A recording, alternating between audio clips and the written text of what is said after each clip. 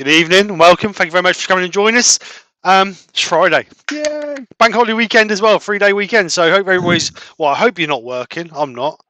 Well, sort of not. No doubt I'll be lumbered into doing something, but I'm not working. Anyway, so it's Friday night. As the title says, the basic beginner's guide to a bowl. So I thought we get a lot of newbies in the chat, so I thought it'd be nice just to do a basic bowl, just to explain a few things and hopefully help somebody and give them a bit of knowledge. But before we start that, let's bring in the two dynamic duo, should we say? Here they are, look. Batfink and Penfold. Well done, Stadler. So thank you very much, Brian. Dynamic duo. Thank you very much, Terry. Thank you very much, Brian, for joining us. You're welcome. Oh, look, Terry's got his love hearts up. Look. Oh, how do you do that? I must try that. Oh, it's just on magic. Yeah, magic, I don't Brian. know. They're off. Can't get my thing to work. They're already off it. You know what I mean? No, like Yeah, you can't see it. I gotta do that all You night. can't see it on YouTube though, so you just send each other love all night. Ah. No.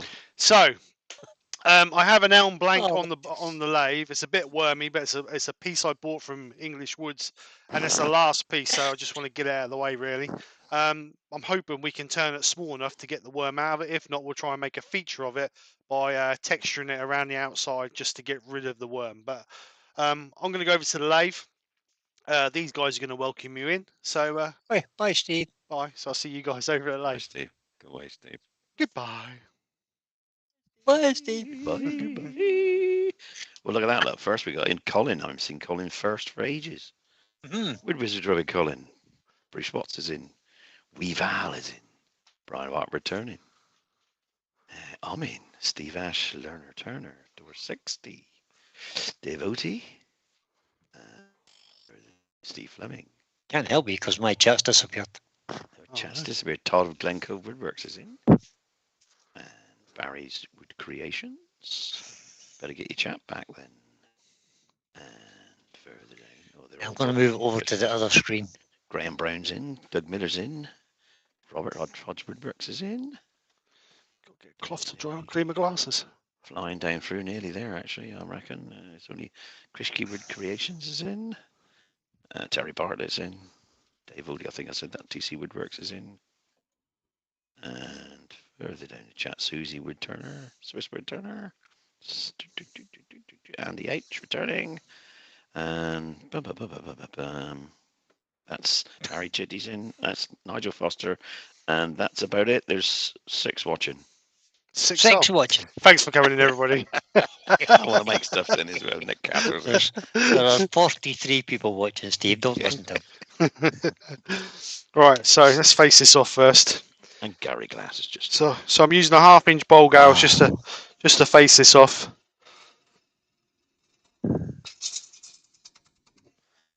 Joe Senior's in now, Joe. Hi, Joe. Hi, Joe. Welcome, Joe. Hope you're in fine. Terry said he's going to sing if Steve uses grit No. Oh, because you're not here to sing for us. Mr. G's Woodturning is in. so as always, if there's any questions, please put a Q in front of your questions so the guys know. And we're here tonight to answer any questions that you may have about, well, if you're a newbie. Anything. And we have the badge, so the badge knows a lot, so we're all right. The badge is in. Terry's here to answer questions. I'm just here to make up numbers. Try just now, and you can add up, so you can make up numbers. Numbers. Can't make up what? I can't make numbers? What are you talking about? I want to make stuff as in. All right, so as you can see, we've got a bit of bad worm in there, so we're going to try and turn some of that out. Paul Lockwood's in. Hello, Paul. Hi, Paul. Hi, Paul.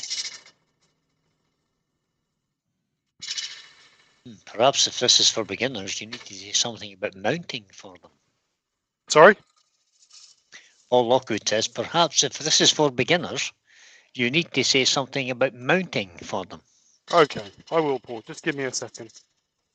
Mark Jano, Woodturner's in. Hi, everybody. I am Mark. Just pop Just in popped quickly. in quickly. Hi, Mark. Don't pop out, Mark. Don't pop out. He's about to pop out and jump on an aeroplane. Well, not on one day, but Well, you'd think it was blinking last week. The way it's been going on all week. yeah, I know the way he talks about it. I haven't heard the end of it all week. Right, so mounting. Let's talk about mounting, shall we? So my preferred way of mounting is using a Forstner bit to obviously drill a hole in the back of your piece, depending on the size of your jaws. So Record Power SC4, 52mm, I believe, or something like that. 54 I worked to. Is it right? Okay. So that's a 52mm force and a bit I used in that, and it's it's there. Opens out to that, doesn't Yeah, it? exactly. So Oh, open to that easily enough, yeah. right, so finding centers. Let's have a look at finding centers, because there's several different ways of finding a center. You can use either one of these, which is a center finder, or you can use one of those, depending on what you got. So if your piece is round, which is always nice, obviously you're just going to go round with it and find your center. If your piece is unround, then you can do multiple marks from multiple points. So if my piece was unround, I would most probably put 8 to 12 lines in this until I found a rough. See, even that piece is not perfectly centered. So I would just keep going around with it until I had a happy mark where I can put a line through, or where I think is going to be my rough center. You're never going to get it perfect, but you can get it as close as you can. So then you can either drill your forcing a bit in there to what size you want. You can either use a face plate to give you a center, or if you're feeling really brave, you can do it off a steb center to give you a center and put a tenon on the back. No, yeah, tenon on the back. Yeah, tenon on the back. Tenon, yeah. Yeah, so it's down to your preference. I personally, you can use one of these, a worm screw, but I personally am not. I'm personally not a great lover of worm screws. Scary biscuits. I would rather spend a little bit of time in finding my center. We still got to find your center anyway. But I would personally rather put a face plate on than use a worm screw. That's my personal preference, but everybody's different. So obviously, once you've done that, you can mount it. So we've now got it mounted. If you've got a massive blank on the lathe, I would recommend bringing up your tailstock just to give it a little bit of security. And it's not a bad practice if you're a beginner, just to bring your tailstock up anyway. But I know for a fact that that's going to hold that well. So I'm quite happy not to use the tailstock up against that. You don't have to face off first, but I always do. I don't know why, but I always do. I think it's, yeah, I think so. And I think when you turn in there, you've already got a nice, so you haven't got that bit of bounce. It's not bouncing, yes. Yeah, so you've got a nice smooth surface to go onto. And then I always, obviously, round as well. So let's get this. Francesco's joined us. Modge got a question. If you had O'Donnell jaws, what Forstner bit size would you need? I wouldn't know because I haven't got a Donald jaws. There's 3 sizes you could use for that. I can't remember the exact sizes now. Question for Brian. Brian, 32 mil is the smallest one.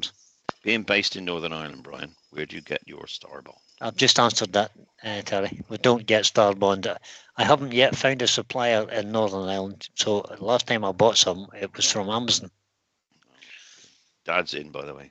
Hi, Dad. How you doing? Oh, Dad. Ashley Cody Shed's also in. Hi, Ashley. Yeah. Evening, Ash. So I want to try and get rid of that. So we're going to lose quite a bit off of this.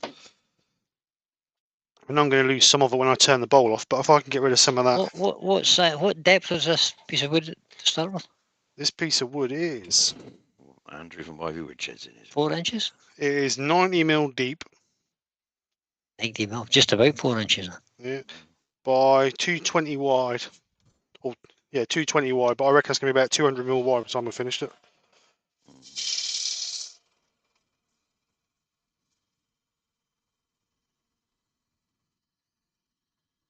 And Watch got a good recommendation. It has a good point. For beginners that are less experienced, more likely to get a catch is recommended. He'd recommend using the tailstock as often as possible. It's always a good plan when you can to use your tailstock. Yeah. Ron Kisco says he snapped his worm screw in half and never replaced it. Yeah, I've tried a few times doing one with worm screw. I just don't feel safe with them. But it's everybody's preference, isn't it? Yeah, Paul suggests that the Axminster have changed the size of the little O'Donnell jaws. He says, I have the old black ones, which are different to the newer ones. Oh, well, see, that's Axminster for you. Just kind of change William things at the chimes drop in. of a hat. Hi, William. Hi, Roy's a boy. Right, so Always watching from the NEC, no doubt. really, Oh, Oh, you are you he's right? on makers, isn't Yeah, the Yeah. makers, yeah. There may be some hijinks in the hotels around the makers this evening, he? Oh yeah, I think. especially in the bar of the Hilton. Dave Look Otis out for had a, Look out for Yorkshire Grit himself, Taylor's Murfield, are demonstrating his product, and he'll be there tomorrow. Wandering around. he will. He wasn't supposed to be here, but he was supposed to be away on holiday, but he's going to be there tomorrow. Alex of Wooden Things is in. Right, Dave Alex. Otis has snapped a woodworm screw as well. Wow. All these people that can't use the screws. I actually used the woodworm screw today, Terry. You'll be pleased to know. I use one nearly all the time. Well, I'll use the method that Steve's doing as well. And it was Depends on the successful. size of the plank. I like faceplate rings. That's my preferred options of faceplate ring. Yeah. I have to say. Especially if it's the big blank. Yep. Right, so Big heavy It blank. snaps Stick a 6 faceplate. screws. Gonna find a centre. Blooming glasses. The thing I don't see used very often these days is the faceplate ring. It's not faceplate ring, is it? A faceplate. Oh, just a faceplate. Yeah, the one that screws straight onto the. Screws, yeah, straight onto the spindle. Yeah, yeah. You get them where you lathe, don't you? Just don't. Yeah, I don't. I've got 2 or 3 of them. I've never used one yet. Right, so. Gonna mortise on the bottom of this. Or shall I do? No, actually, I'll go do a tenon. I'm gonna do a tenon on the bottom of this. Okay. So I'm It gonna needs to use. be a bit smaller. So I'm gonna use the bowl gouge just to clean this up a little bit. Evening, Glenn. Right, Glim. Glenn says he's watching with Hello, interest. Clint. I wonder, is he interested? Are you going to use grit or not? No, it's just say no tonight. That'll upset him. Paul Lockwood says that the Axminster jaws with the O'Donnell jaws are the best jaws. He says they're great for smaller work and save so much hassle changing jaws. That's true.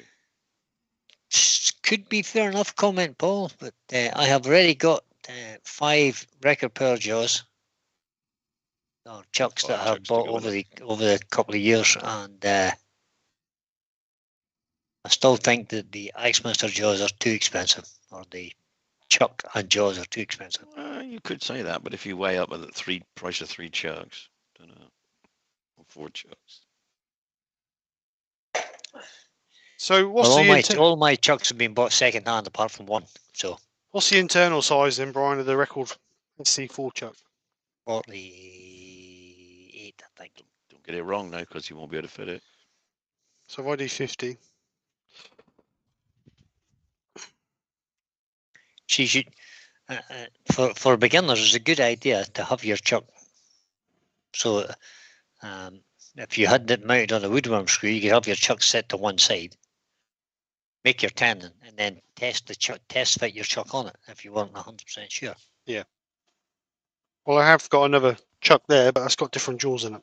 Right, so I'm going to be using a spindle gouge to run down the side of my tenon and give me a little bit of a dovetail on it. So with your spindle gouge, on the flute shape there, wherever you point that angle is the way it's going to go. So what I'm going to do is I'm going to clean off some of that access to start with. Excess. Yeah, no. As opposed to excess. Excess. And then I'm going to push. Then I'm going to push that in to give me a slight dovetail. And then just turn my gouge, just do a scraping cut just to clean that out. So Paul says that he always leaves a set of O'Donnell jaws on one of his chucks, and then he changes the jaws on the other 2 chucks. Do the same. Lovely. Always leave the O'Donnells on. So there's our mortise. No, our tenon even. Very good. And Hodgeboy says he normally starts 95% of his work between centres. Yeah, a lot of people do. I think, Yeah, yeah, I mean, no harm in that.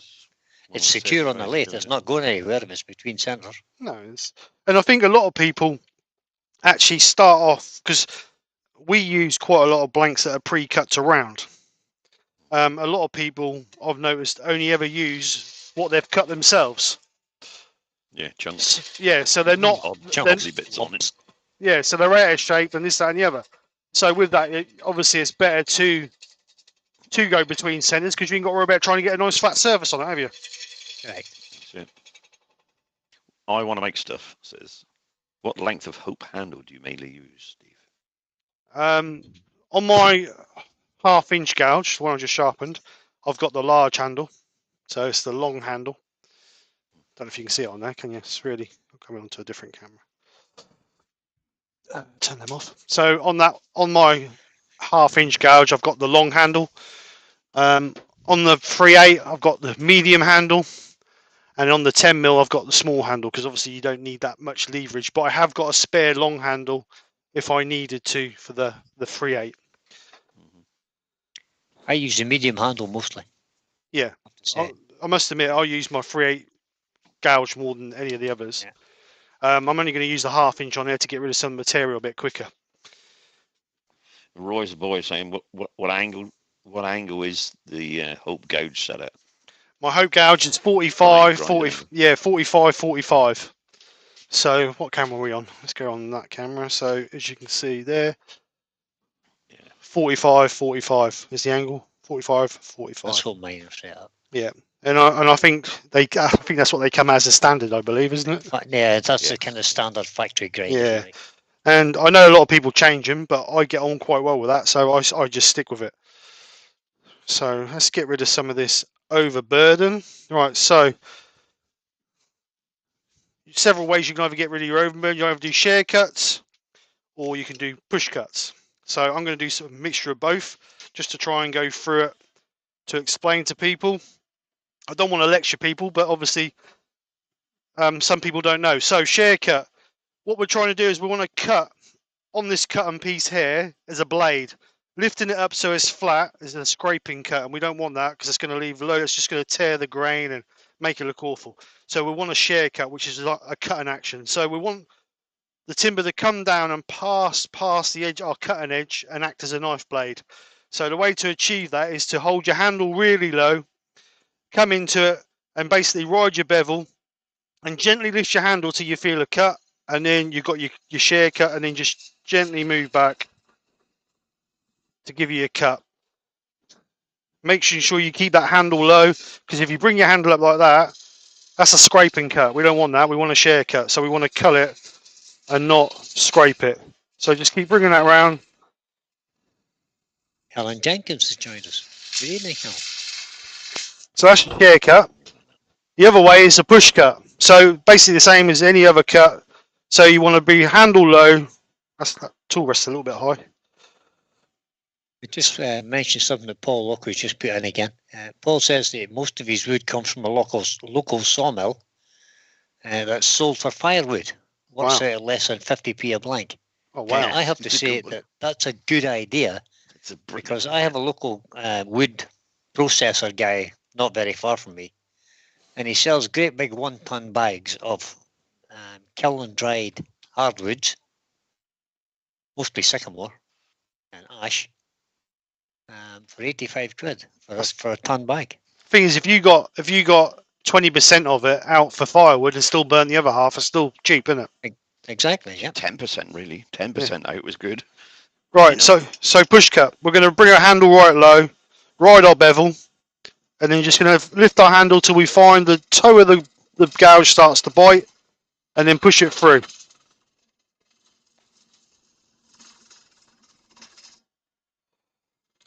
This handle's a bit long for this. Hans Gran Eckers is in. Good evening, all from in the UK. Hello, Hans.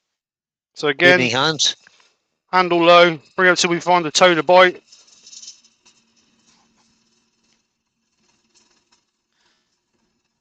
And all we're doing at this stage All we're doing at this stage is just removing all our overburden material. So personally, I prefer shear cuts on a bowl base. So that's what I'm going to do. Let's bring you back on the camera where you can see. So again, handle low.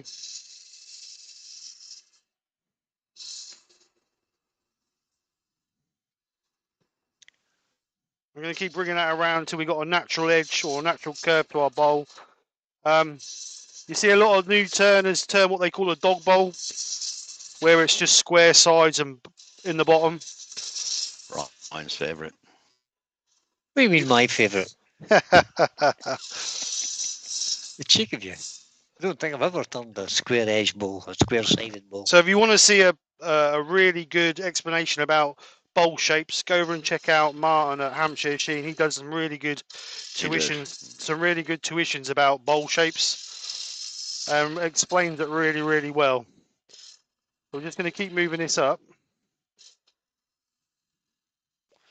Brian El Tornero de Madeira is in. Hello, Brian. Hi, Brian. That's no, sorry, that's Paul. sorry, that's Brian. That's Brian with the Y. Just sorry, Brian with the Y's in. That's it. Why, Brian? Brian with the Y. So just going to do some. Because I don't speak Spanish. We're just going to do some push cuts on here just to get rid of some of this.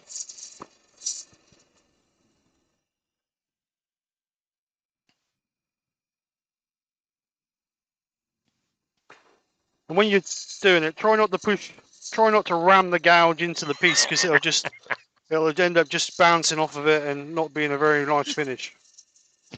Poor Cameron has just said, lesser than you turners. I've been turning for 3 years and I still turn dog bowls.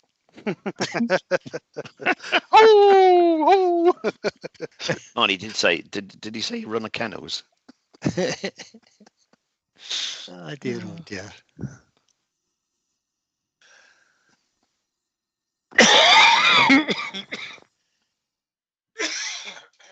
Excuse me, terrible bad cough.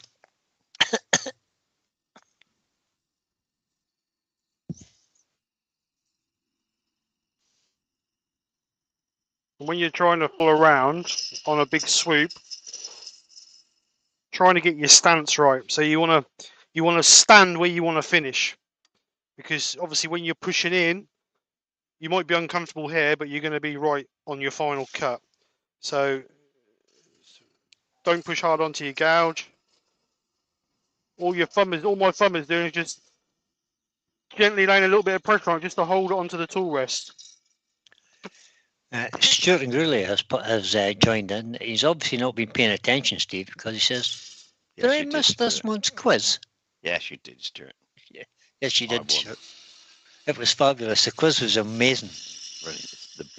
The adjudicator was just the best of all.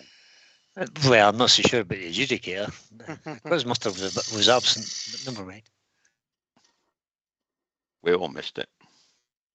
Yeah, it was postponed due to birthdays, I have to say. Yeah, April was a really busy month for some reason, so I had to cancel the special guest airworm and also had to cancel the quiz, unfortunately. But we'll be back on track next month. So as you can see now, I'm getting a nice curve in that bowl. Got a little bit of a off shape here. I'm just going to get rid of that.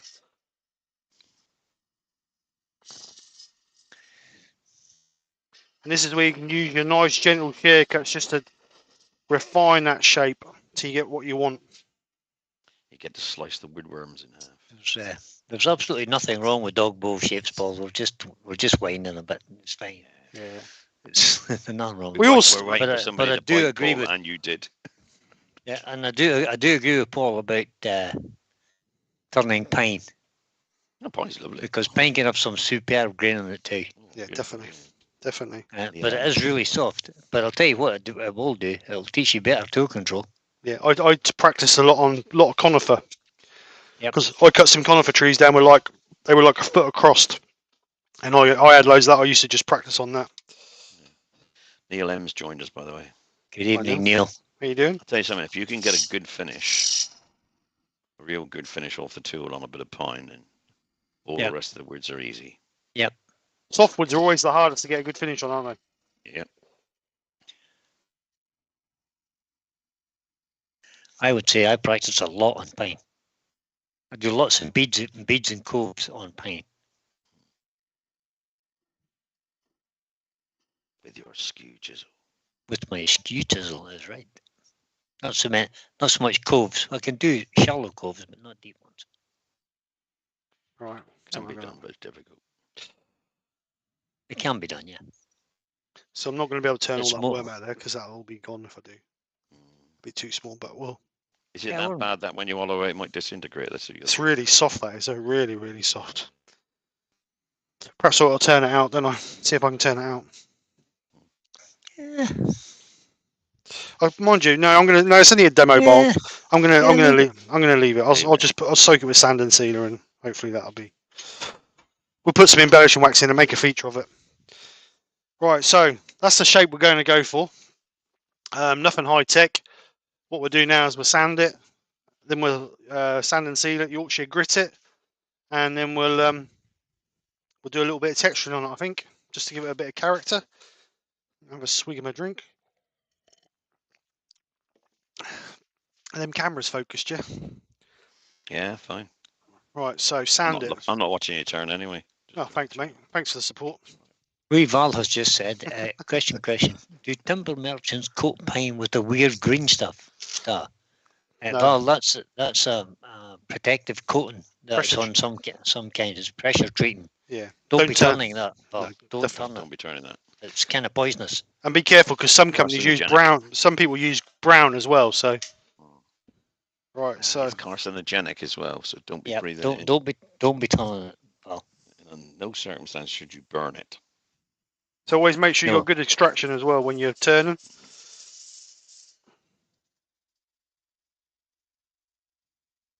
So I'm not going to worry too much about this bit here because we're going to have to turn the tenon off. So we're going to concentrate a bit more on getting the rest right.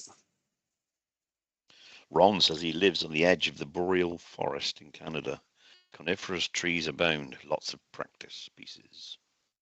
Yep. Wonderful place. If it's not snowing. Must be nice thinking. Yeah. I'm running short. Will I just go and cut a tree down?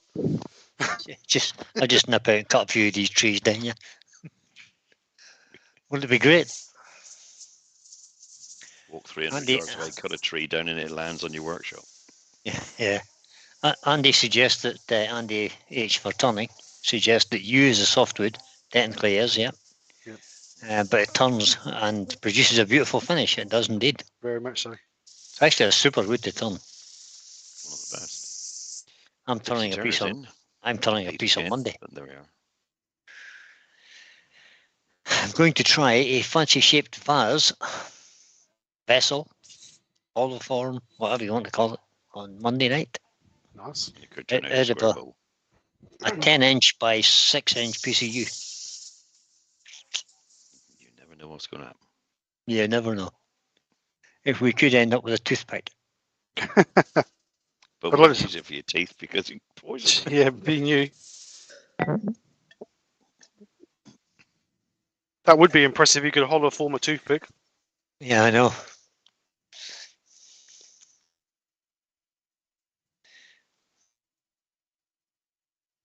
Sometimes you get a bit carried away with the cuts, though. You never know what may happen. I want to make stuff just that he's just got in from the workshop from turning a brackets dog bowl, end grain U bowl. Oh, And I end can grain you. confirm nice. end grain U is not fun to turn. Yeah, I bet. Worth it for the finish. I'll tell you something though. Did you use a ring tool on it? Because it's great if you turn end grain with a ring tool. Just flies off. Tipsy Turners in. Good evening. Good evening, I did Tipsy. say that just now. You were all asleep. What? Did you say that? Yeah. And I did Did say late again, always late.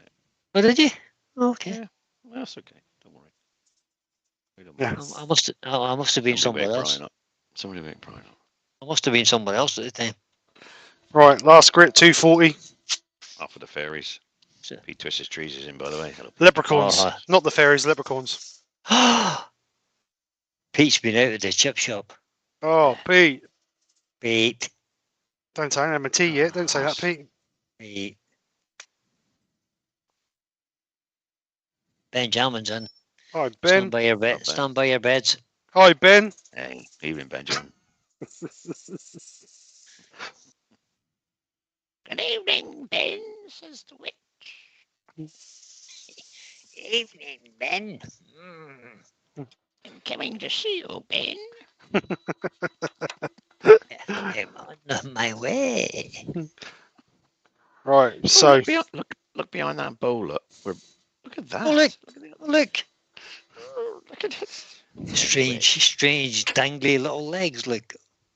Oh, right, so let's blow the dust out of that. careful, Steve. You might be blowing some worms out of that. Yeah, I think there's no worm in it. You could be shooting them around your workshop. Yeah, twang, going against the wall, splatting. Right, sand and sealer. Turn the extractor off. So cellulose Hey, sand and sealer. Go on, sorry. If that wood had been a bit more punky, as you suggested, it was a little bit punky. It is there. It could have been an idea to sand and seal it before you sanded it. It's not really soft. Not really, like really soft and gooey. I can hear the worms screaming with the burning of the cellulose thinners on them. Mr. G's Woodturning says Mr. sometimes it gets a bit of vibration during the outside of the bowl and moves the tool rest closer and still gets a bit of vibration. What leaves marks? That leaves marks. Could be that you're rubbing the heel of the tool on the yeah. piece. Yep. You could be having the bevel and you're pressing too hard with the bevel, so it's bouncing between a hard and soft grain. Yeah. And then it just gets worse and amplifies it. And a lot of people, Easing off. a lot of people, if they've had tool rest too low. I had this when I was at the club the other night. That let me just bring this tool rest back up, because the guy said the same sort of thing. And what he was doing was he had the tool rest bit too hot, a bit too low. And let me bring on the camera. And what he was doing, he was rubbing the heel of the tool on the bowl like that. All right, okay. So you're not cutting with the toe, and that's what he was doing. Because as soon as he picked the tool up and showed me, I said to him, "You're banging the heel." I said, "Just bring your handle up a little bit." Too hard. Yeah, just bring your handle up a little bit. And he messaged me the next day and said, "I've just tried what you said, and it's improved." But Cool. I think sometimes, Try not to press too hard with the bevel. yeah, It will start going into You the should be- soft grain. You should be And then gliding the bevel rather than It rubbing it. compounds it. Yeah. you shouldn't. Just try pulling off a bit. Yeah, you ease off a shouldn't. bit. You don't need to force the tool in at all. Let the tool do the cutting. If your tools are sharp, you shouldn't have to push on them. Right, Try so that anyway. a nice couple of coats of sand and sealer. Well, look, I suppose we better press this thumbs up button thing here, eh? Well, Oh, you, don't bother. you don't have to. There you go. Not do it anymore. Oops. So just blow that bit of tissue. Mark has noticed the witch is there. Creature is Benjamin's favourite witch. All right, so Yorkshire Grit original. No, Everybody- not the Yorkshire grit. Oh, Brian, have a cough, Brian. Clear your throat. La la la la la la la la la. Right, Yorkshire Grit original. The Grit original. Just see The Phil original grit. covering his ears because Joe's probably watching. The all-natural product. So, fold your tissue so you get a nice pad, like so.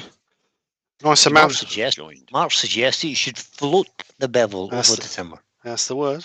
So, rather than rub it. rub. Keith Jarvis is in. Hi, Keith. Just said that. Jeez, I know you did. 5 seconds behind me. So, nice coating of no, grit before we me. start up. And then we're going to run our lathe up to about 500 RPM and work the grit in. It's too early, Todd. It's too early. Just wait. So we're going to work this in the start, and There then you we're go, going to gradually speed up the lathe. Can't do it. Can't do it. Can't do it, Brian. For hands that feel pity can be soft as your face with light brown Yorkshire gritty. You said hands. What did you sing? I thought Hans was going to sing. He Hands. didn't. Hands that feel pity. So gently speed up my lathe now. And like I say, it's like the same as wax. You don't need to push on it. Mr. G says, thanks, I'll try that and let you know. Well, if you drop the hand over your bow gouge as well slightly, you less chance of pushing then. Yep. Just float the bevel around.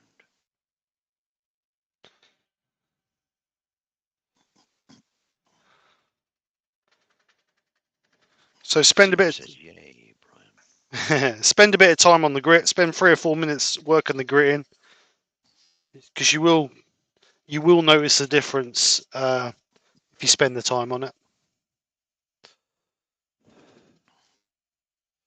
Just had a quick look at Mr. G's Woodturning page. He's got a few little videos up there. Nice. Put his and, link he's in the got chat. and he's got 30 subscribers. Hi, Danny. How you doing? Table. Poppy's chatting. Danny boy, Poppy's I'm link doing in. it. I'm doing it now. I'm doing it. Give me a break. All right, okay, sorry. Everybody, give Mr. G some support. There you go. Mr. G's link there. Go to his channel and subscribe. Pop over. Give him a little bit of support. He's got a few videos there to watch. Let's see, can we get him a few more subs?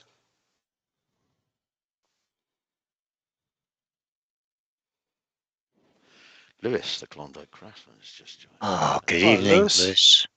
Time of day All the before way bed. from the Canada. He's been going for 3/4 an hour. Yeah, I know. Where have you been? You and your Scrabble games. I He's know. a busy man. He's a busy Sure. man. It's either a Scrabble or the red wine's keeping him back. I don't know. He's probably at lunch. Right, so all our wood is held in there. That's the benefits of grit. No dust, and it should take us up to about 1,000 grit. So we're gonna. What did Dave say now? Was there some cheek about my singing there? I don't know. So we're now going to buff off. So we're going to do exactly the same. Get our tissue, fold it, speed up our lathe a little bit. Oh, well said, Dave. We're going to use the clean cloth to buff off the Yorkshire grit. And we want the tissue to come off clean. Then we know we've got all the wax and everything else out of the grit removed off of our piece. I want to hear wee Val saying clean cloth.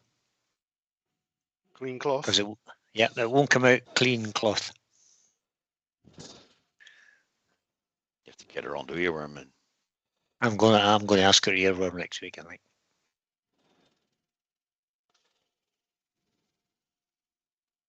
There was cheek, Joe. You're absolutely right. I read it, Joe, but I just wasn't reading it out.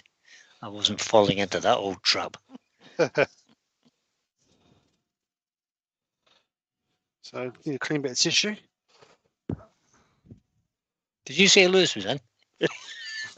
no. Well, he was, but when he saw you were, he left.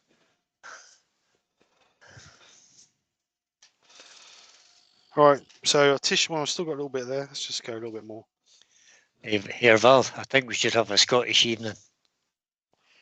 We should get You'll have 2 viewers. I should get yourself and Gary to come in and earworm for an evening just for the crack. People will never understand the word that was I was going to said. say, we'd need somebody in for a blinking interpreter, wouldn't we?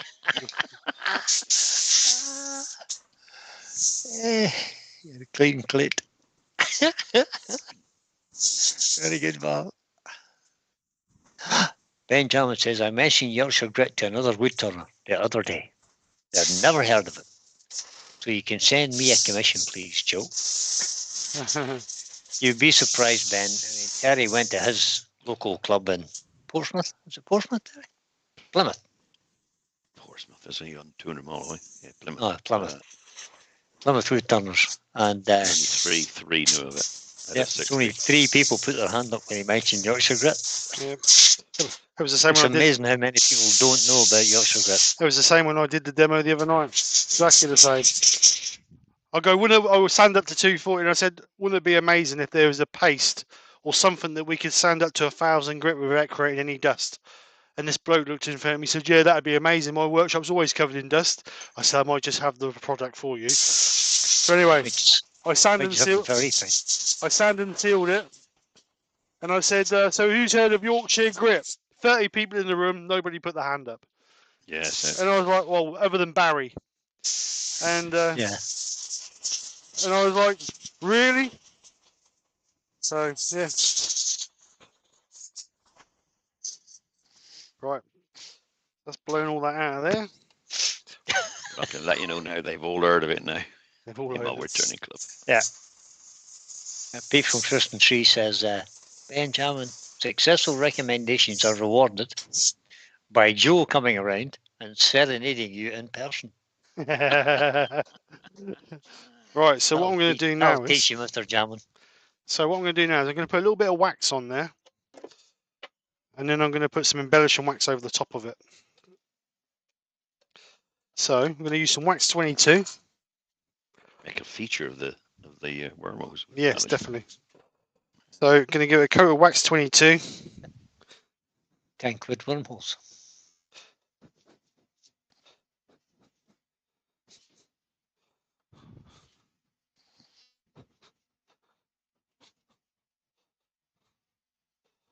Your clit is banging. Very good, pal.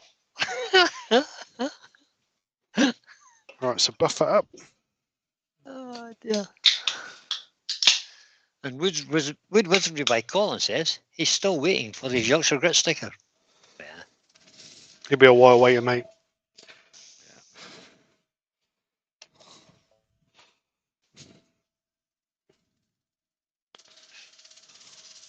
Oh no. If you go in the makers, Colin, Glenn will be there. Yeah, he's there. He's there tomorrow.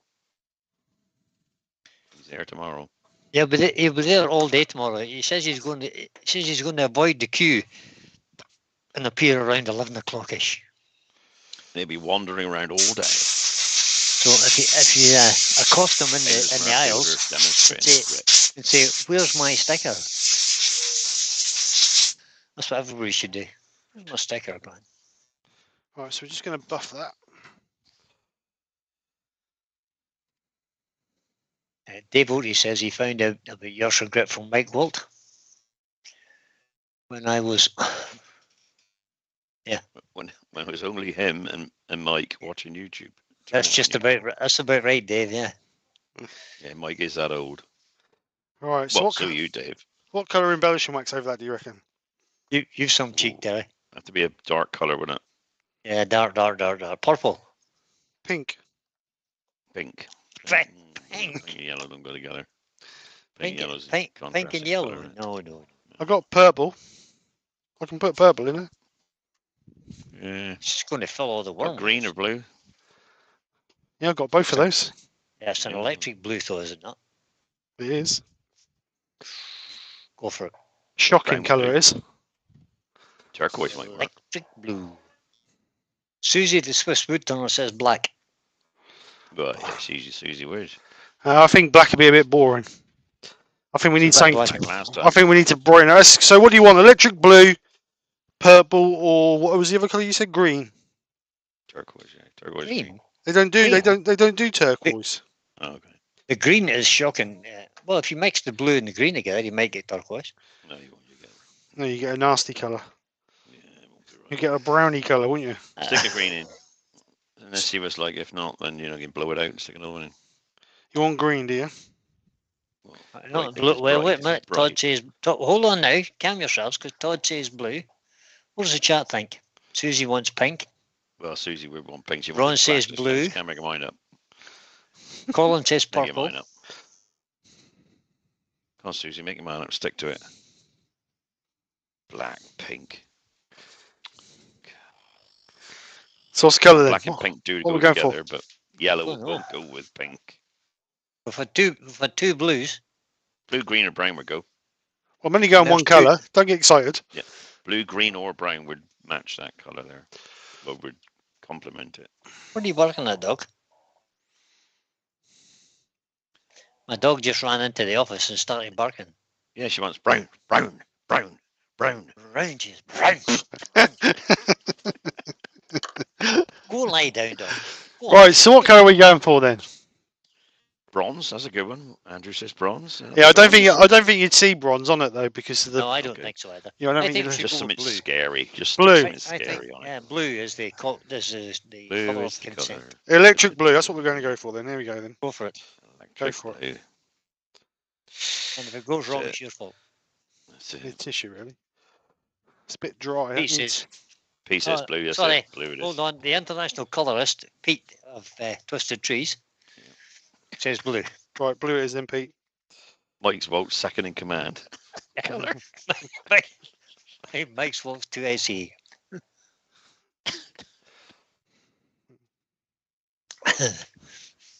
Gary's went for blue as well. As is Susie. Red would Susie's have gone changed her down mind anyway, again. it's red. Yeah, and actually, Susie's like goes with the air and isn't she?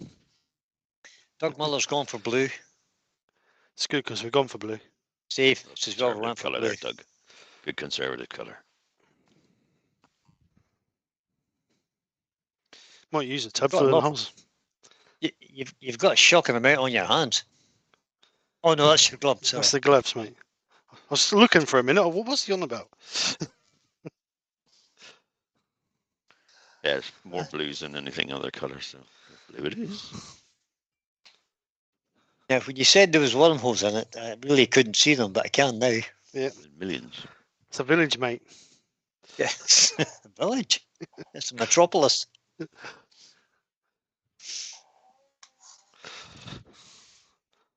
Suppose I Todd, ought Todd from Glen Cove says Kentucky blue. Kentucky. Oh, I'm actually going to cover the whole piece in the blue. You're frozen to me. I don't know if you're frozen to anybody else. no, he's still going. That's right. Who's frozen? Yours, Has anyone ever tried to me. using coloured shoe wax? Says Ron Kisco. No, but it would do. I'm sure it would do perfectly well. Yeah, as long as I leave it to dry long enough, I think that'll be all right. I think it should be fine. It's just a coloured wax, just the same. It's not as thick. It's not as thick though, is it? Doug Muller says you're correct, Todd. Kentucky blue is the only right colour. I thought Kentucky was a green state. Right. I may just have caused an international incident. Yeah. Right, let's buff this off. So, lave on. And what we're doing with buffing, we're just basically taking off the excess we don't want on. Gary Glass says, yeah, only on my shoes, Ron. Yeah, fair enough, I suppose, yeah, fair enough. It's a long time since I polished a pair of shoes. Probably since I left the army, I think. That's why he wears trainers all the time now.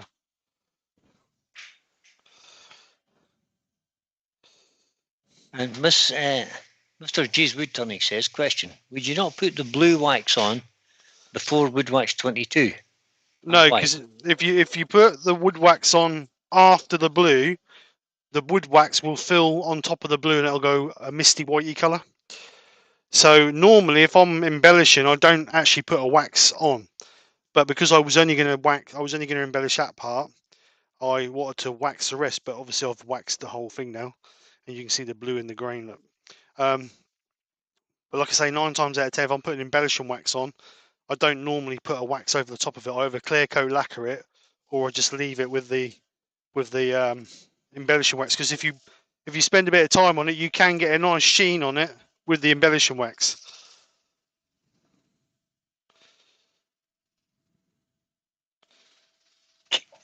Ben says, is it too late to say green? Yeah, Yeah. it is Ben. Right, there we go then. Don't like it, but I don't like it, but it's a manky piece of wood. But you can see the embellishing wax just in some of that grain as well. It certainly enhanced the holes. It's enhanced the holes all right. There's no missing that. Right. We'll see if Brian's tenon size was right. What? That's a bit big. Shouldn't be. That'll be all right. Brian never got it right for himself either. On an SC4. That's all right, Brian. It's all right. I know it's all right. Right. So that's the outside. If you take that back off, measure the size it's there, and then put the faceplate ring on, I bet it's the same size. All right. Don't get excited. I was winding you up. The first thing I've got right ever. Any bit. So, inside. So again, I'm going to face it off to start with. Just get some of this stuff put out of the way. Doug Miller has just corrected me and says Kentucky is the bluegrass state. Bluegrass. I live in Ireland, son. There's 40 shades of green, but there ain't no bluegrass. Blue, that's it. If you've got bluegrass, you've been drinking too much. Yeah, you got a bit of an issue. Right, so let's face this off to start with. What do you want, tail? Or do you want back? Or back might be better. Back might be better. That's it. That's the one. That's the one. Right, so shear cut to start with to clean our front face up. Tool rest is a little bit high, so let's drop that a little bit. So shear cuts just to clean the front face up.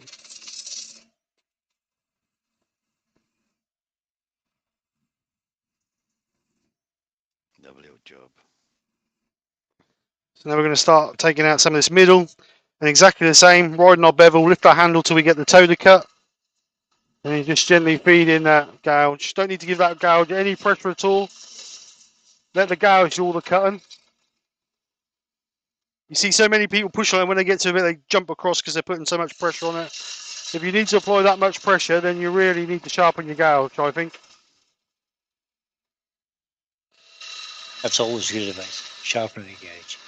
You should sharpen quite regular. Gary Glass says, I wish I could shine wood like I could shine my ammo boots. Oh, boy, Gary, you're showing your age now. We don't do ammo boots anymore. What's ammo boots, Brian? Ammo boots. That's what used to be supplied in the army. The old Doc Martin looking. Called ammunition boots. Yeah. And you had 13 studs in the sole and steel toe and heel clips. Clickety click. For making a noise when you marched. Okay. Which I never thought was a good idea when you're supposed The to enemy can hear you coming. You're supposed to be sneaking up on people, but there you go. And the grip as well when you're running. Yeah. It's all right over grass, but not much good in the tarmac. I wore brogues anyway, Gary, not ammunition boots. Being a warrant officer.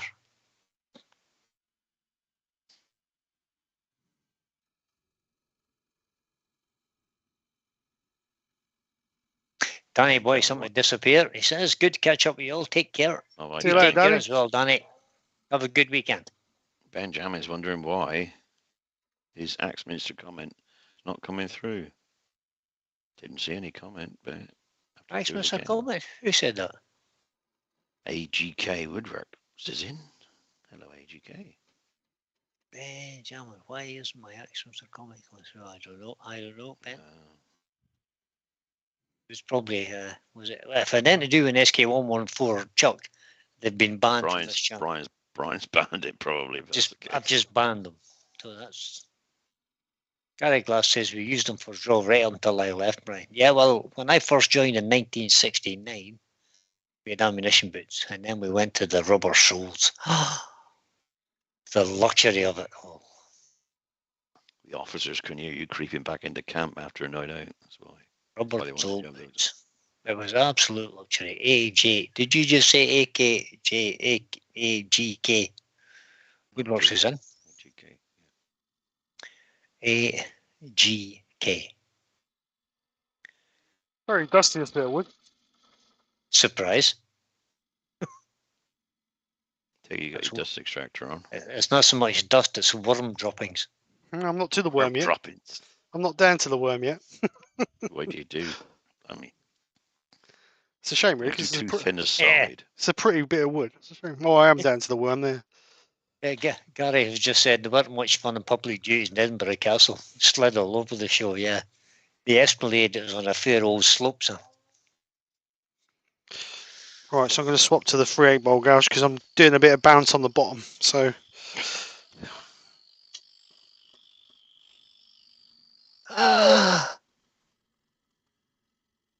This. I want to make stuff cruising for a time out. Oh, he's all right. What's wrong with my Axminster one? My my ears, my ears. Stop it. It's an SK114 just to get Brian really moody. He knows it's the best chuck. He just can't bring himself to buy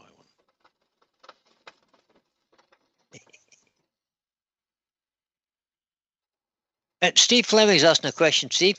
Go on then. He says, is Steve going to show us how to do a funnel? I can do if you want me to. Funnily enough, you should mention that. Well, I did a funnel the other day. You did. I was making a lovely platter with a super piece of natural edge on it. Well, wasn't that good? It was super, Terry. Don't be starting. It was a lovely piece of wood. And I put a Might whole like to right clean through the the bottom. camera, Steve. Yeah, Steve, What? put your wiper on the camera, will you? That's the one.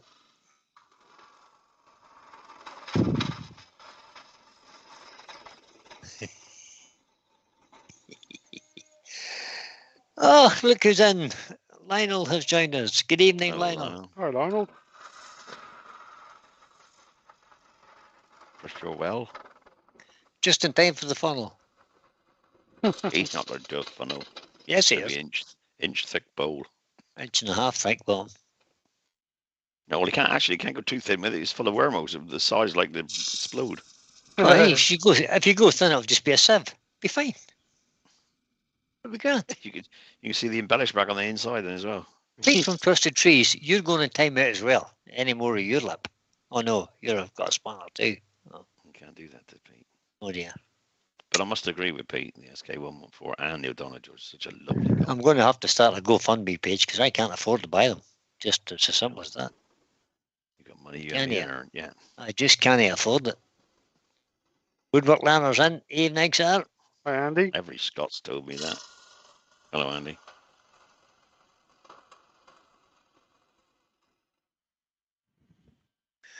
Oh, So- thanks, Pete. I'll take a look. Shall we check the whoops? Shall we check the depth of my depth gauge? Have you got a depth gauge? I have. Did you get it from Mark? I did. Yeah, like rocking horse poo to get over now. Apparently so. I've been on the waiting list. Pete and I have been on the waiting list for about, I don't know, must be 3 years. 3 years. He mustn't like you two then, because he I made don't. mine in no time at all. Yeah, I don't know me. Yeah, Robert from Hodgeboy says just sell a horse, you could afford a couple. Yeah, right. Selling horses, what's that about? Selling horses. I don't sell horses. I keep them until they die. Then he sells them. Bit of horse meat's all right.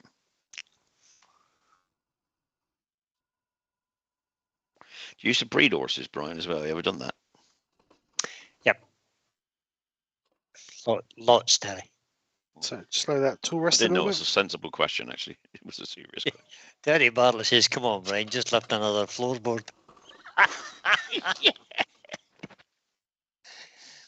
Or empty another mattress. Yeah, right enough, Terry. Steve Fleming Just says, I was ask. hollowing out a small vase today and I went out through the side. Well, I've done that before, Steve. You weren't happen to be using a Simon Hope Mini Hollow at the time, were you? Because that's what did it to me. Yeah, it's a pretty aggressive tool.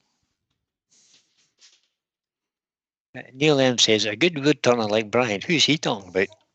So another Brian came in? Mhm. Doesn't he need an SK114?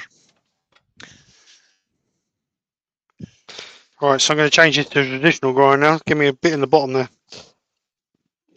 Benjamin says, if you sell all your record chucks, you can put a deposit down for an SK114. Yeah, that's about right, Ben.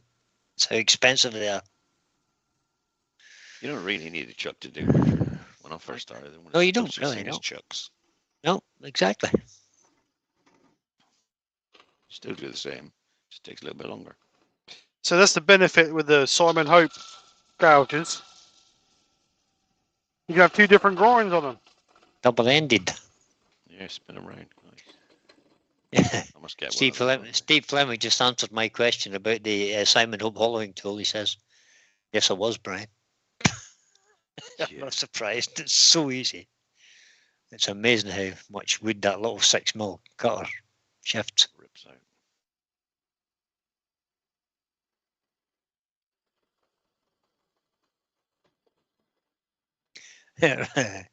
Ron says, "Oh, Brian, you sound like my wife. She never sells either." It's a disease, Ron. I've given a few horses away, Have you? but I can't say I've never sold a horse because I have sold a horse, but I rarely sell a horse. It would only be to somebody who I absolutely Hate. understand and trust. Right. So I'm going to go in the bottom there with a scraper, I think. Ooh, got Todd bits. from Glencoe Woodwork says, I am up to 5 chucks. I've just bought another Nova Supernova 2. They're similar to record power chucks, if they're not the same chuck. Which one is it? What was that chuck that Pete bought the other day that you could fit Axminster Jaws? Pete, what was that chuck? No, it wasn't a Supernova. No. Pete will tell us now. Pete bought one the other day, and he Did, you but could buy forget that the name. chuck, which was fit. Interfere? Donald No. Jaws. Interference? I can't remember. Robert says he's got 2 Supernovas and a Titan, but he's thinking of switching to a Vic Mark. Okay.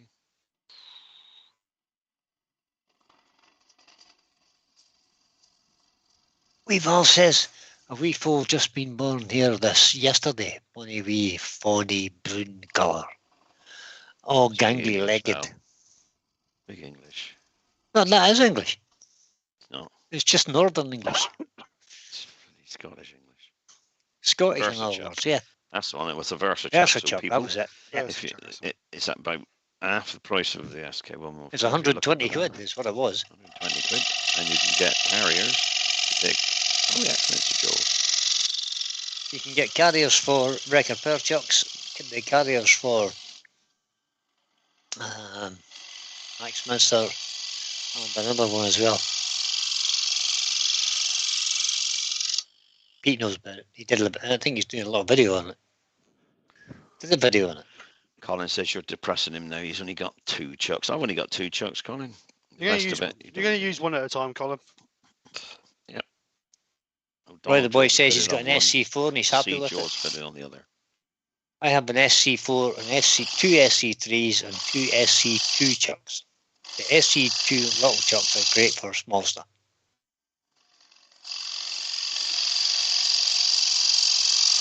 The only thing what lets the SC2 and the SC3 down is the chuck key. Yeah, horrible things. Doug Miller says, Pete, after your video the other day, I'd move to a Versa chuck, but they're not available here. Right, so Oh, just dear. finish this edge. And Pete, I think that's the link for the tools for the chuck, is it, Pete? You just double check that. Yep, Beaufort ink. Versa chuck wood lathe chuck bodies. £74.95 is the chuck body itself, and then you have to buy the carriers and stuff after that. So I think Pete worked out it was £120 for the chuck and the carriers to suit. That's Yep. good, though. That's cheaper than the SC3, isn't That it? is. It is, aye. Right, so let's sand it. Going to use a drill on this to sand this. Because I got it's a bit rough in there because I went over with a scraper. I'm going to go over with a 80 grit to start with. Because I ain't got a house brick free, so I use a bit of 80 grit. About 40 grit, no? No, I You ain't borrow got some from Terry, who uses it all the time. Yeah, you should wipe my shoes. Get rid of some of this shavings. Right, so sanding. I have got a roll of 50 grit actually, a huge roll, 8 inches wide by about, I don't know, 30, 40 meters long, because somebody'd taken off a belt on a big belt sander in a commercial workshop, and they had half the roll spare, and which would be less than the belt length. So he said, I can't use this now. He just give it to me, brand new. Go and lie down. Never used it, but I still got it there just in case. My dog is standing at the office door, whining at me. Now you know how we feel. Woodward Lerner says he's got 2 record chucks and access to 3 others that are old and he can't remember the makes they are. He loves his record chucks, he says. Nothing wrong with record power chucks. That's what I'm using, they're fine. They hold the stuff on okay if you use them Paul correctly. Cameron says he's got silver chucks. I have silver chucks, do you? Silver chucks. A bit softer than that, silver chucks.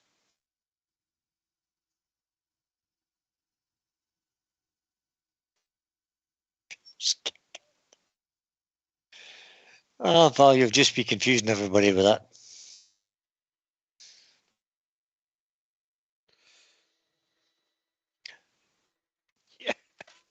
Good old hodgepodge.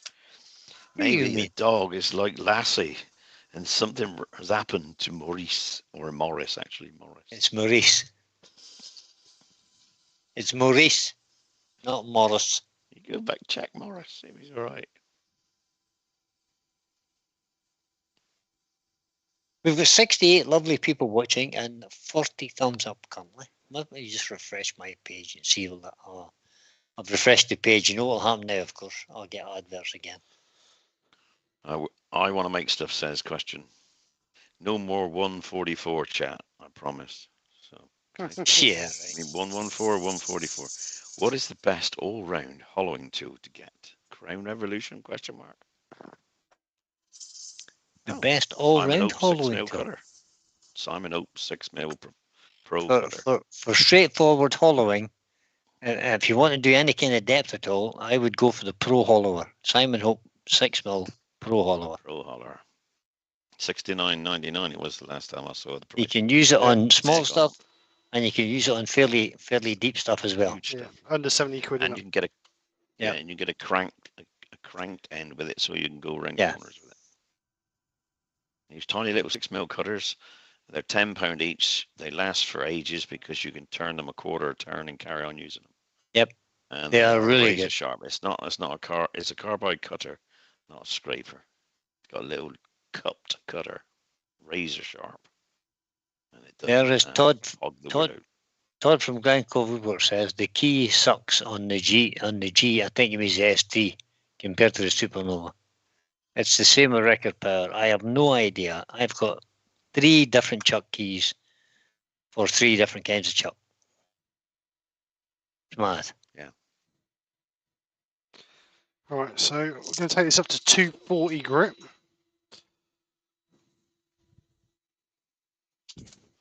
Colin says easy with number 1. Yeah, easy with number 1 all over. Yeah. Yeah. No, fair enough. Nothing wrong with that either. It works a treat too. Still works. Does the job. It works. It works. Really expensive though for what it is, I think. When you think of Sharp what you is can what get it from Hope for the same price. Well, that's true. I mean, what's the easy wood hollower? 130 quid, 140 quid, something like that? I have no idea. Yeah. Man. I have no idea. I can find out easily. I don't have any other cardboard tools except the 6mm. Oh. Well, Oh, they do a that's it. 10mm one as well, Terry. Yeah, I can Oh, do everything with Easy a Wood 6. Pro Hollower. Is it Pro Hollower? Yeah. Easy Wood I don't- hollowing Don't tools. doubt they work good as well, though. Joe's yeah. warming her voice up, guys. Joe's warming her voice up. Says Glyn.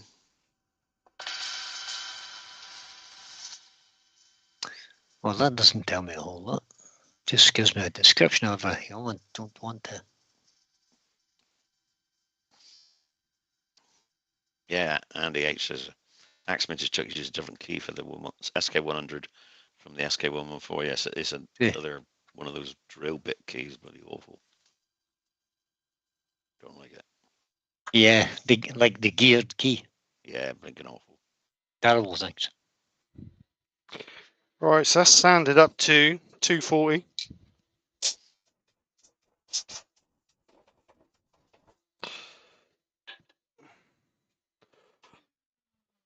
So sand and cedar.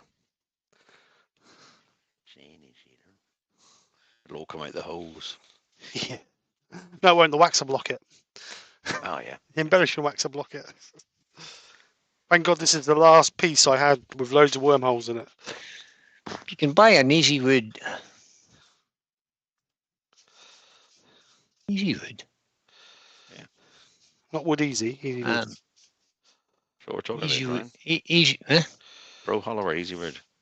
Well, no, I'm not looking at the Pro Hollower. I just said you get an easy wood tool, easy start 3-piece wood turning tools. You can buy that set, which is the Pro Hollower, which is the hollower, the square carbide, the round carbide, and the point tool, if you like, Look on your handles to get them. for 109. Well, all three, or that each? That's for 3. That's for 3. Are they the mini ones though? Because they do some mini ones as No. well. I don't think that's for me. It's the starter set. It says. Oh, that's good. Yeah, Because sorry, last time That I would be looked, the professional ones. because say last time I'm looking for this Pro Hollower thing. last time I looked at them, they was about 109, 110 £110 each. Each. Easy wood tools, full size, easy rougher. That's the square carbide cutter. It's £82.99 What's the hollower? in Yandles. Yeah, that's a mid-size easy hollower. Mid-size easy hollower. The mid-size easy hollower is £89, and the one with a cranked sort of swung neck, if you like, is £92. Steve It's the Fleming says mid-size. he's missed Joe singing. Perhaps that's why he's sleeping better. Okay, so the easy wood tool set is £236.99 for the full-size toolkit. How much? Sorry? £236.99 for 3 tools. Yeah, so There you that's go. Found about hollowers. get At escape long going last, I for found that. the hollowers. Yeah. The easy wood mid-size easy hollowers. That's the 3 pieces. 2 different size crank necks and a long straight one. £239. Yeah. 99 pence. So what's that about? 109 About 80 quid 109 each. For a scraper. Yeah. £119.99 for the Pro Hollower. There you go. And what's the Simon Hope one? 70 quid. Yeah, 69 was last time. Right, so Yorkshire grit again. And the cranked end comes, I think his cranked end's about 15 or £20 for the cranked end piece, so you can go around corners and in under lips. Which makes sense because rather than paying 2 lots of 70, it's 90 in it. You know what I mean? That's The right. Simon Hope Pro Hollower, which is the straight one with the little 6mm cutter on the end, which comes on a small bar, which you can buy the cranked one. It's £69. Let them change for a year. You choose. Now you can put that. You can either use that as it is, or you can put that into a handle, can't you? Yep, you can put it into a handle. Yeah. Yeah. I have mine in a handle. Yeah, but what I'm saying is you can use it as it comes because it comes with rubber on the Okay, handle. it comes with comes to a rubber grip handle. Yeah. Yeah, yeah. So you haven't got to buy a handle straight away for it. No, you do not. Terry Barton. And if you want the large handle, if you want the large handle, it's 60 quid. Where did you get a 6mm Oliver for £10, Terry Bartlett? Training on Wednesday. I'll have to have a look at that. What, a Simon Hope one? No. A 6mm Oliver. If that's a Simon Hope one, he's ripped off some widow again. A bit like yourself, yeah. Well, I didn't. I bought mine as advertised price. Right, so it's just buff that out. Oh, you didn't sing, Brian. You missed. What did I miss? What did I miss? Grit. That was your turn. I sang the first time. Whatever it's called. Grin's howling. Help. Words. You want to see a question from Ben? Well, Ben, no, Ben. a we don't question answer from Ben's Ben? questions. There's a question from Ben. No. Thought I see a question. for Steve, do you empty your air compressor tank after each session? Not after each session, mate. No, I do it at the end of every week. I drain it at the end of every week. I do it monthly. I never turn my compressor off. My compressor's always left turned on. Just to know the neighbours. Well, it's not that. It's 150 litres, so it takes forever to charge back up. And I think for Well, how that's long true, yeah. for how much it costs, I might as well just leave it on all the time. That only charges when I actually use it. There's no leaks on it, so it doesn't charge any other time.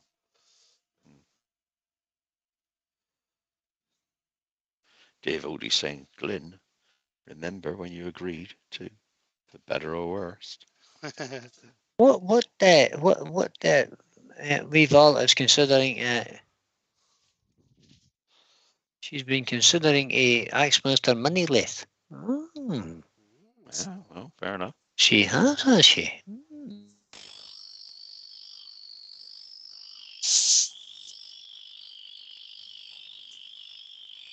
I've got the Axminster mini lathe, but the rest of it's all gobbledygook. What do you mean? What do you mean it's gobbledygook? What hell was that? You must hate a big shed to fit it in, Gary. For them to fit in, Gary. You want me to translate that? Gary says he's got a wee corner. I use a loo. Yeah, I use a plastic bucket. Yeah.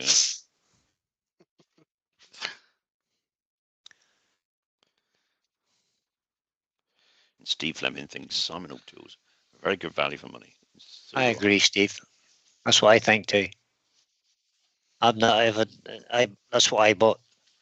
I've actually got the Robert Sorby hollowing system as well, and I much prefer the Simon Oak.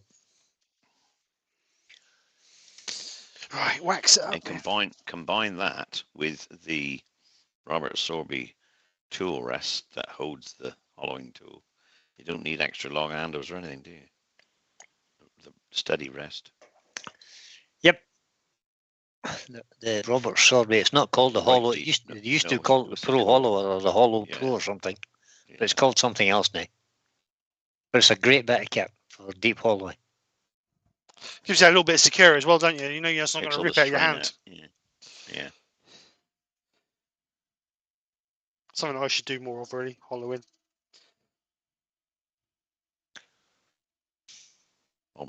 Robert Dodgepodge says this, he's got to stay this a nice looking bowl on the inside. Be all right if I didn't have wormholes in it, mate. But hey ho. You could have put it in resin, I suppose, and forced it in the holes. Yeah, so the Robert Sorby Pro Hollower thing is now called the Robert Sorby Steady Pro Hollow Pro Hollowing System. That's a bit of a mouthful. Let's say that when you're pissed. Yeah, I know. Just bad enough time it's over. What are you using? Robert Sorby, whatever it is. So I'm going to share this because I'm going to share this with you guys because I think this is worth sharing. It's a good.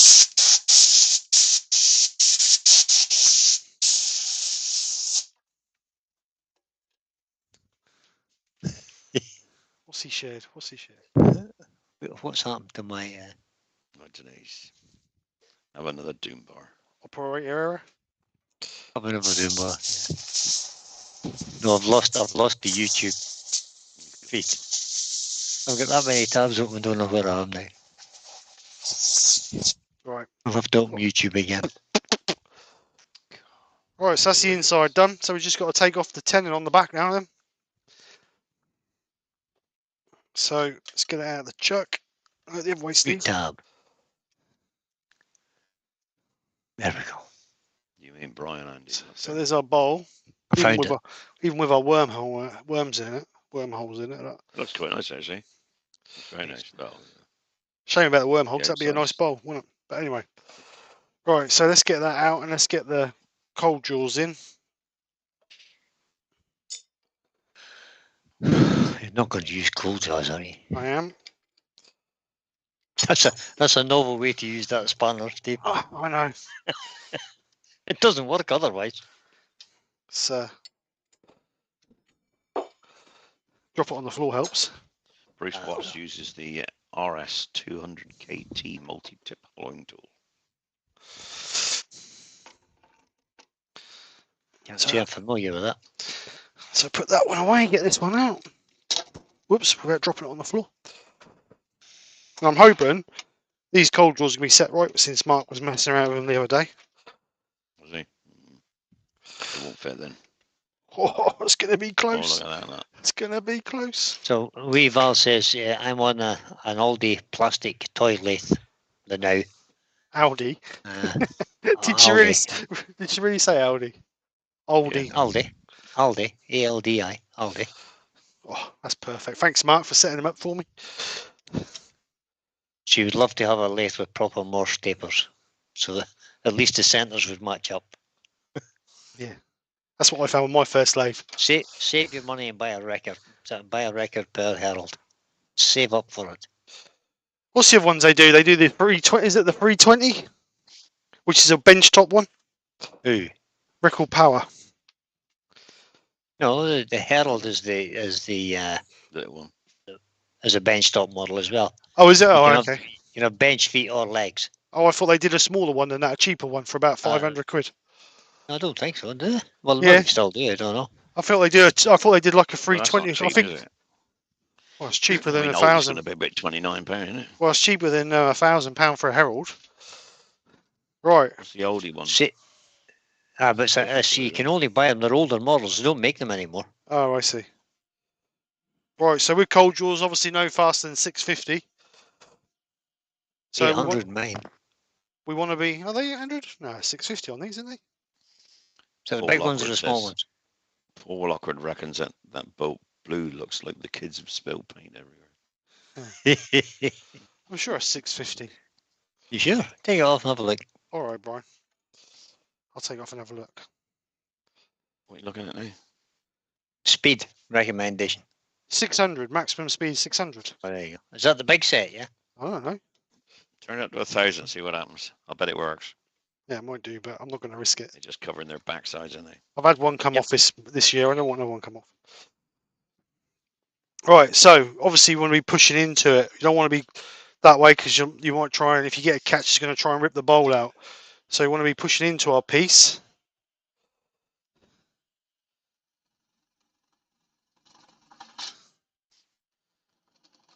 So it's just gradually taking it off.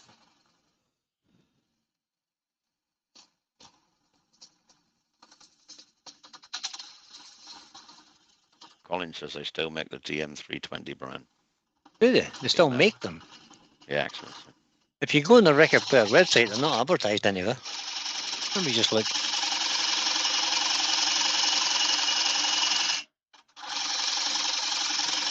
I can't believe they've got rid of the cheap lathes. Well, Val says the oldie one is the same as the little Parkside one. No chucks will fit them. Yeah, it's true. Woodworking machines.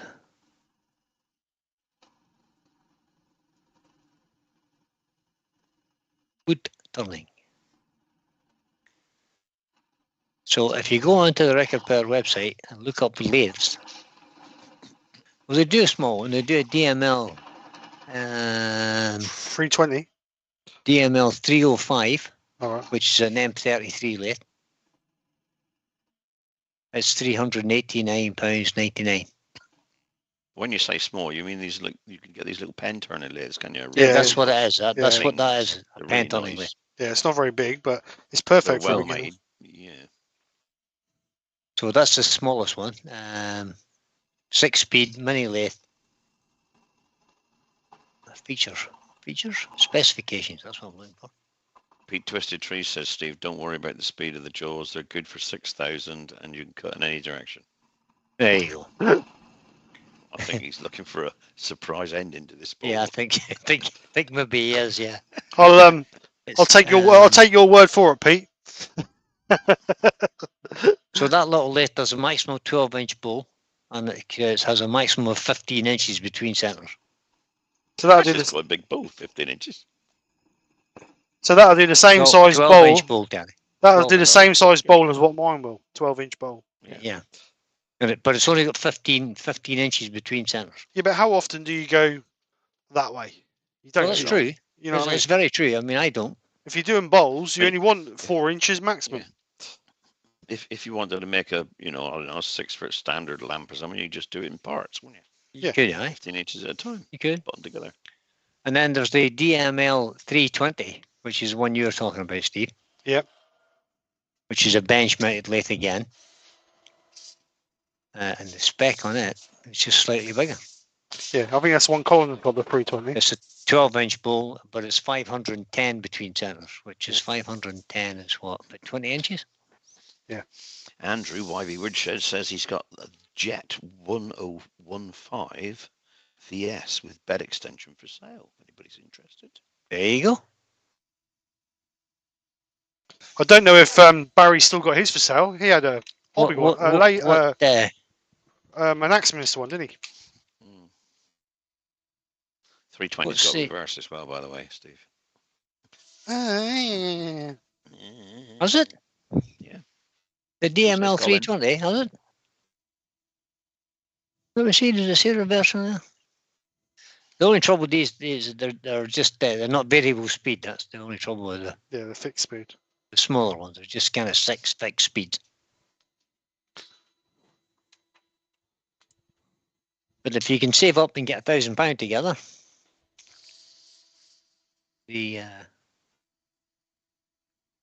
But if not, look for second-hand ones. It was a bloke selling, I don't know where it was, but a Herald was for sale the other day for 550 quid. Oh, that was a gift.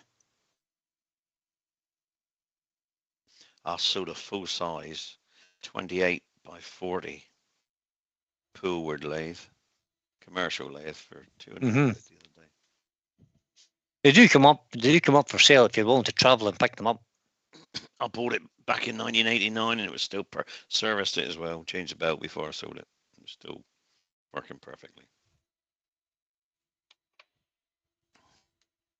So the Herald is £899.99. It's a lot of money for some people.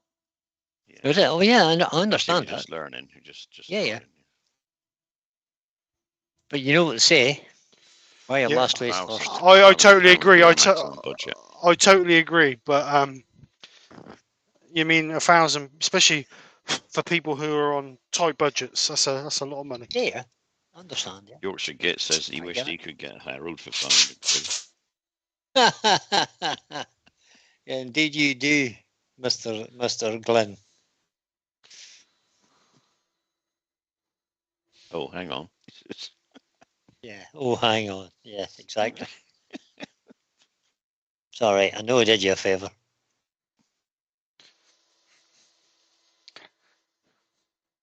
Joe, if you look at that bowl there, Paul Cabinet says that's really nice. Paul Cabinet says record per support is bad.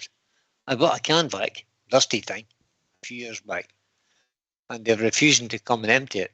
It's been full for 18 months now. Paul. That's not very good customer service, is it? No, terrible. Terrible. I know not to ring him now when mine needs emptying then. On the upside, I have to say their customer service is really, really good. Yeah. I've never had any bother with them. They were good. When I had issues with my lathe, they came and picked up, they brought it back. Oh, they brought it back in 2 days because I had a live in it. They brought it back to me in time for my live, so I knew. Yeah, it's good service. Colin from Wood Wizardry says the 320 is perfect for my little 6x4 shed. Perfect. He can't get in it, mine, but just the lathe. He has to take the lathe. If he wants to get in the shed, he has to take the lathe out. Just to open the door to any hollowing. All right, there we go. Put it on a different camera. Steve. So there we go. Success. Other than the worms, we're all right. Blue wormy bit. But yeah, it's a shame really because that is a nice bit of wood. I think it might have been better green right enough. I think Ben's actually right this time. Yeah, I think you might be right, Brain. But you know, the badge said blue. Yeah, the badge said blue. Yeah, and the international colourist Pete said blue. So blue's probably. Just imagine how bad it would have been if putting the other colour on. Actually, it might have been better with bronzy. You wouldn't have seen it.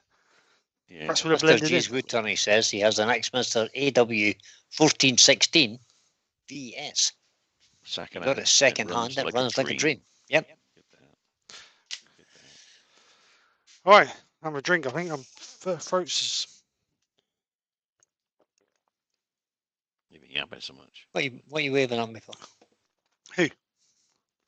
Terry, I'm waving Terry at is the waving at customers. me again. I'm waving at the customers. So, Waving at so our let me chat, get a tape our measure and chat. just measure how big this ended up.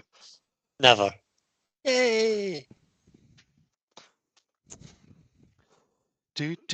Benjamin said there's also charm wood, which is cheaper for startless. You're quite right there. Yeah, Indeed. and their lathes aren't too bad, to be honest. Don't go get a lumberjack one because lumberjack are atrocious. Yeah, That's my absolutely do that's not. my sponsorship for lumberjack down the window, isn't it? Right. Yeah. I think Machine Mart do a cheap lathe as well. Clark. Machine Mart do one. Clark Clark's did. really- Yeah, Clark. The only thing I'd say about the Clark ones is my gran had the Clark ones, and they're on a single tubular, like a 50 mil solid tube, and they sometimes vibrate loose and they don't line up. They move a little bit. My gran had several times we had to take his off and They crank rack his a up bit. because it Yeah. went out of centre. Really, if you can get it, you really want one with proper cast iron bed. I think they're the Yeah. best way to go. Right, so this ended up being. You, Go on, sorry, Brian. no, you're all right, mate. Go ahead. 205. Steve Fleming says the Axminster AC305 WL. That's Yeah. Axminster label. Is only That's a good price. £379. That's a little pen lathe as well, I think, though, isn't it? Yeah, Little short one. that's perfect. You mean I'm not being funny? That'll turn up to a 10-inch bowl, won't it? Don't know. So right, so finish up Indeed. 205 mil across by 87 mil deep. So there we go. Nice little bowl. Like I say, shame about Yep, the wood was marks, made. but it will burn well with the wax in it, so that's all what matters. So yeah. So anyway, that's basically a beginner's. Basically tonight was more about trying to explain a little bit about tool presentation and things like that. Hope somebody learned something. I hope it helps anybody. You did. I did. As always, like we always say, if anybody wants any advice or help, we're all Yep. we're all here to help. We've all started off from beginners, and that's why we do the lives to help you guys. Help you guys along the way. So hopefully it helps. Yeah. Other than that, all I will say is I know a lot of people turn by carbides. I think carbides are a great tool, but Yeah. they're a scraping tool. They're not a cutting tool. And I think if you had to go with traditional tools, Record Power do a starter set of traditional tools, I think, for about 90 quid, 100 quid, something like that. They do a spindle set, they do a bowl set as well, and I think they're about £100 a set. I've still got my Record Power ones I started with that Nick bought me when I first started, and I think they're really good tools. The only thing I don't like them is the handles are not quite long enough, but they're great for getting in nice tight corners and tight areas. But to get you started, and I think if you tried with traditional, you'll never look at a carbide again because you get such a better finish and a better cut with a traditional tool. It takes a little bit of practice to get used to, but once you've cracked it, when I first started turning, I never touched a traditional tool for nearly a year and a half. Weren't until I sat down and spoke with Martin at Makers, the first Makers I went to. We was talking in the Hilton. He said to me, "Come over to my stand on the Saturday, and I'll go through it with you." He spent about 40 minutes just going through me how to present the tool, how to do this, and it just opens your eyes. And just once you've had that initial showing, it's just practice, practice, practice. And now, don't get me wrong, yeah, exactly, and we all get catches. You're never going to get away from that. But if you can present your tool 99% of the time correctly, you're going to be fine and you will benefit from it. And it's like the guy said earlier, get some cheap timber and just practice, practice, practice. That's all it's all about. So, don't want to lecture people, but it's hopefully it helps. So, Yeah, Ben makes a very good point there, Steve. He says that beginners are put off by sharpening. yeah, I totally agree. Yeah, It's a bit of a minefield, I have to say. it is. Yeah. The best thing I did was buy a decent sharpening system. I tried getting one of those cheap kits off of eBay where you got the bit you put on your normal grinder, but because your grinding wheel wears all the time, you got to constantly keep altering the settings to allow for the wear of the grinding stone. So it puts you off a little, and I never seem to get a perfect sharp grind every time. So as soon as I bought the Predge, I know it's a lot of money. What's the Predge now? 350 quid. Like that, yeah. So I know it's a lot of money, but I can guarantee you, if you bought one, you would never look back.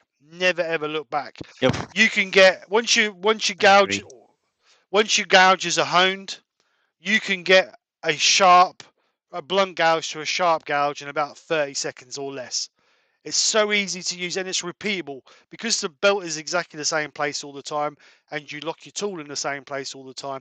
It's a repeatable cut time and time and time and time again, and you won't look back. I mean, I know it's a lot of money, and I totally think that you will never look back to it. But you can do the same thing with a normal belt linisher. If you're prepared to spend a bit of time setting your tools up, you could just buy a cheap belt linisher and do exactly the same, because that's basically what the Pro Edge is a belt linisher. Well, I learned to sharpen by hand on a 6-inch grinding wheel. Yeah, I still do quite often. It's I know, but I mean, I couldn't sharpen my tool you. until I got a Pro Edge. And I got the Pro Edge, it just made a huge difference. And you'll notice the difference as soon as you start using sharp tools. You'll notice the difference in your tool control and your cutting and everything. It's not just getting your sharp tools. It's about, if you've got a blunt tool, you're going to be fighting all the time. It's going to be bouncing. It's going to be jumping off of things. You have to push into it. As soon as you've got a sharp tool, it's just a total game changer. It really is. I mean, I was like, I'm not going to spend on a Pro Edge. I'm not going to spend on a Pro Edge. 350 quid. And in the end, I bit the bullet and I thought, right, I'm going to do it. I spoke to loads of people and they said, you know what I mean, there's the best investment you're going to, and I totally agree. And I use mine for my work chisels as well. I've never had such sharp, I used to spend, if I was fitting a lot of doors, I'd spend 4 hours, maybe 5 hours, honing and sharpening all my wood chisels for work. I can now come in here and re-hone and resharpen 2 sets of chisels in less than an hour. So much easier. So much easier. So, I think a lot of people have, you know what I mean? I don't agree there's the Tormek, which is a CNC wheel, a CMB wheel. But I think even they're expensive, aren't they? CMB wheels, 130 quid. CBN. Yeah, CBN wheels. Yeah, they're 130 pound a wheel. They do last for years, man. Yeah. I've been expecting you, Mr. Jamin. Right, so let's go then. Let's knock it on the head. We've been on too long. So, thank you for... We have not, have we? Hour and a half. No, hour and 40 minutes. 45 minutes. Terrible. Shocking. So, can't believe it. Anyway, if there's any questions, we can help anybody, just message us or come in the lives and ask questions. So, just a cheap, cheerful little bowl. Like I say, it's just to help the basics. And like I say, try and get those nice curves as well, because it just brings another definition to your bowls, I think. And you'll find it easier to... You'll find it easier... Question, Steve. What? Stuart was asking you, what belt do you use for sharpening your bench chisels? I start off with, I hone them with, and if they're being caught or bashed or whatever, my worst thing is if I drop them. I hone with a 60. Once I've got the angles I want, I then go from 120 up to the Trizac belt, which I believe is 3,000 or whatever it is. Yes, I think it's 2,000. Is it? I use the Trizac belts. So I go. These are my belts that I use for my Woodturning. Well, I've got 2 here. There's that one. Doesn't really say. The Trizac belts don't really say, does it? What's on? So I've got. No. And there's a green one. Well, Trizac as well. And they're the green ones. And then I've got these. Then I've got these ones, which are even finer. They're ceramic belts. I don't. Yeah. I don't know what grip. I know they go to about. I think in total it's about 3,000 grip. But these are the ones I use for. I do this one first. Once I've gone up to 240 on the brown belts, what are they? The oxide belts. Once I've done those, I go onto that one, and then I go onto that one, and you get a razor sharp finish. The only and it's nice because if you're cutting hardwoods, don't forget if you're cutting hardwoods, you need a different angle to your softwoods. That's why I have 2 sets. But once you get that nice sharp edge, it's lovely because you haven't got to bash. You mean you notice the difference? All I have to do now is just get the hammer and just gently tap it, and it cuts into the timber. And to be honest, not a lot of people actually use chisels nowadays, do they? Not a lot of people router them out, but I still use chisels. Just routers, yeah. I still use a chisel because I think you get a bit. I think you get a better cut with them, to be honest. Right, so I think that's it. Is that all the questions? There we are. Yeah, I think so. Right, so. I want to make stuff. Says he's got a video coming up in about half an hour. Ooh, can you chuck a link in? Can you chuck a link? No, in about an hour. I want to make stuff. See, can I find his link? So I'll be back on Sunday with my lovely wife. We'll be finishing the milli put bowl. That is now, or the platter. Sorry, that's now all hard. And then we'll be announcing. And then we'll be announcing the hashtag week as well. Not the hashtag. The hashtag week. So something interesting this month. Something interesting. I will give you a little taster. You need some colour. There you go, little taster. You're going to need some colour. Look at that. International colourists. Here's my tea. Look, I've got my tea ready. I've decided to go into the resistance training. I want to do some I want to do so. I want to get fit, but my body's resisting it. Yeah. Yeah. So I can't find the video there, but that's I want to make stuff's channel in the link there, guys. Pop over and have a look at his next video. He said he's still editing it, so. There you go. All right. It'll be about an hour or so, he says. Yep. I hope. Okay. Yep, we'll look for it. So that's his channel anyway. So enjoy, guys. Oh, just quickly before we go, I don't know if any news. of you know, we've actually started up a Facebook page for the buddy range. So, Brian, can you check that link in for the Facebook page, please? Oh, jeez. Come on. I'll do it. Do you want me to do it? Well, you might be quicker than me, Steve. I'm looking for it. The mouse has gone funny. Brian didn't have the YouTube chat for the first half hour. Not saying he's slow. Buddy range group. There's the page. There's there. Sounds like. Copy. Steve will have it done by now. There you go. There you go. There's the group. I knew he would beat me. So we started up the buddy range Facebook page. The reason being is to share everybody's way they're putting things up, because I get a lot of questions on what's the best way to put things up and this, that, and the other. So I thought if we open the page, then people can share their pictures to give other people inspiration. So if you would like to be part of it, of the buddy range Facebook page, and please go over and sign up to it, or just subscribe to it, or log on to it, whatever you do. It's free. Nobody's gonna. And what I'm gonna do is every now and again I'm gonna do some giveaways on this, some buddy range giveaways. So I think you didn't tell me you were going to do giveaways. Well, you've got more than I've got. No, you got to buy them. So as soon as I hit, I'm the official tester. As soon as I hit 100 members on there, then I'm gonna do the first giveaway. And then people can then just share everything and this, that, and the other. So that's what it's all about. It's just about sharing everybody's ideas. So with that, we're going to go. Just so as you know, I put a link in there. Just so as you know, I was looking for. Yeah, no, better late than never. So anyway, guys, thanks for coming over. I hope you've enjoyed. I hope you've learned something. And I hope we haven't preached to everybody. So other than that, I'm going to say good night. Thank you very much, gentlemen, for joining me. It's been a pleasure, as always. So you're welcome, Steve. I will see you Sunday. Brian, are you on Monday, Terry? Right, so Terry will be on Monday lunchtime. Unless I can convince Pete to do it. No, instead. Pete's not doing it. He already told you he's not doing it, so you're on Monday. No excuses. You're on at lunchtime on Monday. So Terry will be on lunchtime Monday, and then Monday. Yeah. Is that lunchtime London? Yeah, and then Brian will be on Terry. I'm going. Good night. Brian will be on Monday evening. There you go. Yes. 8 o'clock. Right. Take care, guys. Have a great weekend. Bank holiday weekend, so enjoy it. And I'll see you guys on Sunday. Take care. Bye for now. Good night. See you guys. Bye-bye, everybody. Everybody. Nice to see you. That's all, folks.